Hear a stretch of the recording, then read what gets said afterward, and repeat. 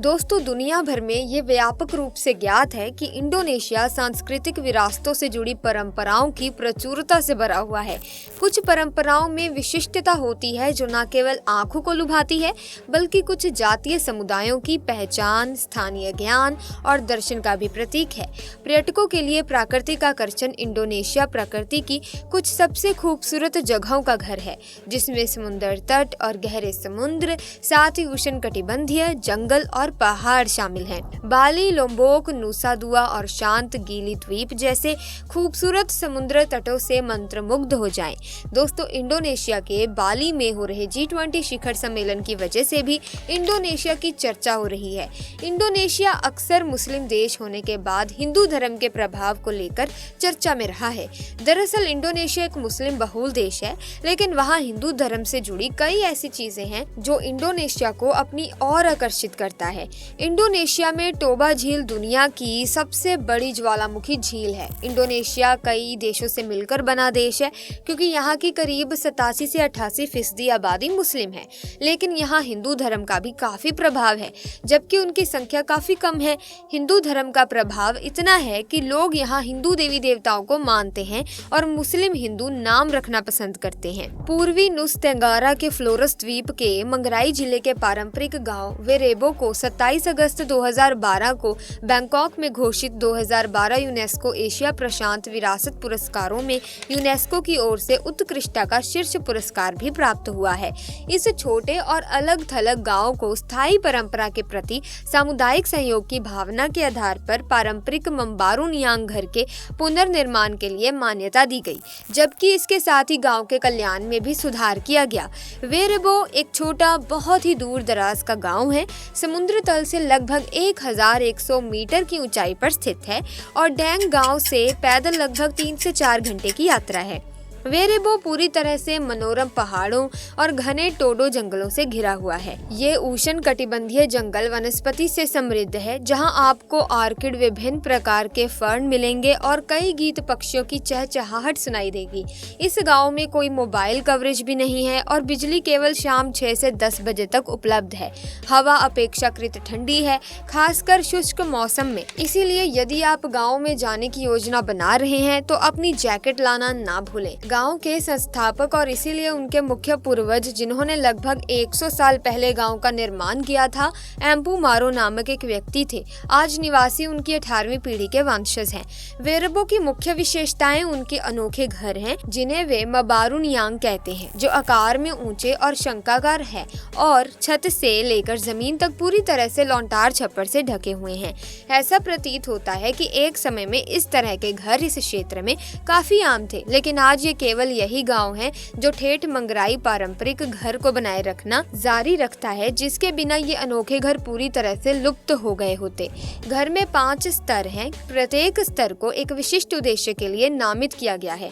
पहला स्तर, जिसे लुटूर या तंबू कहा जाता है, विस्तारित परिवार के रहने के क्वार्टर है। दूसरा स्तर, जिसे लोबो या अटारी कहा जाता है, भोजन और सामान को स्टोर करने के लिए अलग रखा गया है। तीसरा स्तर, जिसे लेंटर कहा जाता है, अगली फसल के लिए बीज स्टोर करने के लिए है। चौथा स्तर, जिसे लैंपाराय कहा जाता है, सूखे की स्थिति में खाद भंडार के लिए आरक्षित है। और पांचवा और सबसे ऊपर का स्तर, जिसे हेकांग कोडे कहा जाता है, जिसे सबसे पवित्र माना जाता है, पूर्वजों के लिए प्रसाद रखने के लिए है। एक विशेष समारोह गृह सामुदायिक भवन है, जहाँ पूरे कबीले के सदस्य समारोह और अनुष्ठानों के लिए एकत्रित होते हैं। वे मुख्य रूप से कैथोलिक है, लेकिन फिर भी पुरानी मान्यताओं का पालन करते हैं। इस घर में ढोल और घंटियों की पवित्र विरासत रखी गई है। केवल 1200 निवासियों की छोटी आबादी के साथ इस गांव में 7 घर हैं।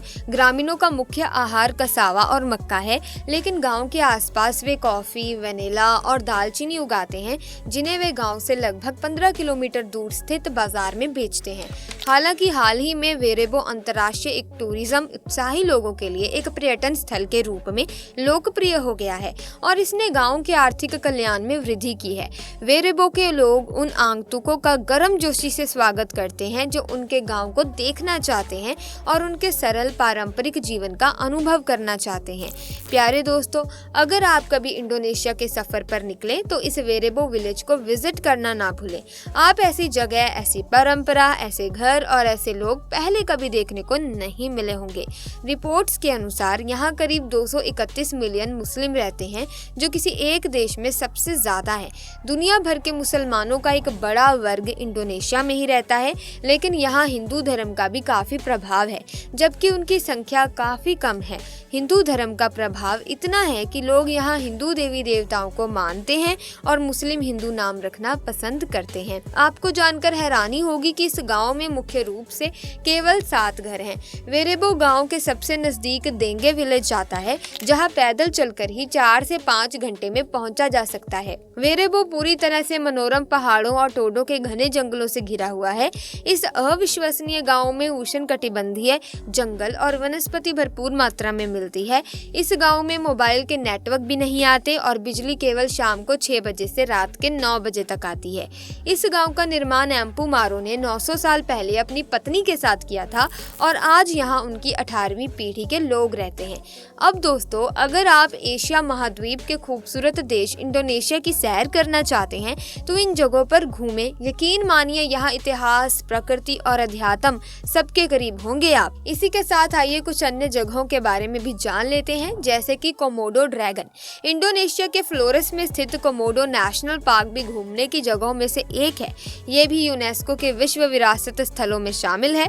कोमोडो ड्रैगन एक तरह से विशालकाय छिपकली जैसा होता है। इसकी लंबाई करीब 10 फुट की होती है। इतना ही नहीं, इसका वजन भी 150 किलो से ज्यादा है। कोमोडो ड्रैगन की जीभ सांप जैसी होती है। इसके दांत और नाखून पैने जैसे होते हैं। इसी के साथ अगर बात करें टोबा लेक की, तो यहाँ की नेचुरल ब्यूटीनेस में टोबा लेक का नाम ना आए ऐसा शायद ही हो। इसकी गहराई की बात करें तो ये करीब 500 मीटर गहरी है। इसे दानो टोबा भी कहते हैं। करीब 70,000 साल पुरानी मानी जाने वाली इस झील में उठने वाला धुआं किसी ज्वालामुखी के विस्फोट जैसा ही लगता है। यहाँ पर बड़ी संख्या में पर्यटक आते हैं। वहीं दोस्तों, तना टोराजा इंडोनेशिया के दक्षिणी सुलावेसी प्रांत में स्थित एक पहाड़ी है। ये यहाँ पर पर्यटकों का लोकप्रिय और शांतिमय इलाका है। पहाड़ों के बीच के इस सांस्कृतिक द्वीप की सुंदरता अद्वितीय है। तना टोराजा अपनी समृद्ध संस्कृति, पारंपरिक गांव और आकर्षक समारोह के लिए जाना जाता है। यहाँ इंडोनेशिया आकर अगर यहाँ ना घूमा जाए तो इंडोनेशिया की यात्रा अधूरी ही लगेगी। वहीं चावलों के पाक की अगर बात करें तो बाली द्वीप इंडोनेशिया की खूबसूरत जगहों में से एक है। इंडोनेशिया का मुख्य भोजन होने के साथ ही चावल यहाँ की खूबसूरती बढ़ाने में भी खास भूमिका निभाता है। पहाड़ियों और ढलानों की ढलानों पर व्यवस्थित लहरदार चावलों की खेती पर्यटकों को अपनी ओर आकर्षित करती है। बाली द्वीप पर नारियल के पेड़ के अलावा नाइट लाइफ भी पर्यटकों को बहुत भाती है। इसी के साथ ही इंडोनेशिया के योगाकार्टा में एक हिंदू मंदिर प्रम्बनन स्थित है। ये मंदिर काफी प्रसिद्ध है। इसका निर्माण 9वीं सदी के दौरान त्रिमूर्ति यानी कि ब्रह्मा जी के लिए किया गया था। इस मंदिर में सृष्टिकर्ता ब्रह्मा, संरक्षक विष्णु और विनाशक शिव जी की प्रतिमाएं स्थापित हैं।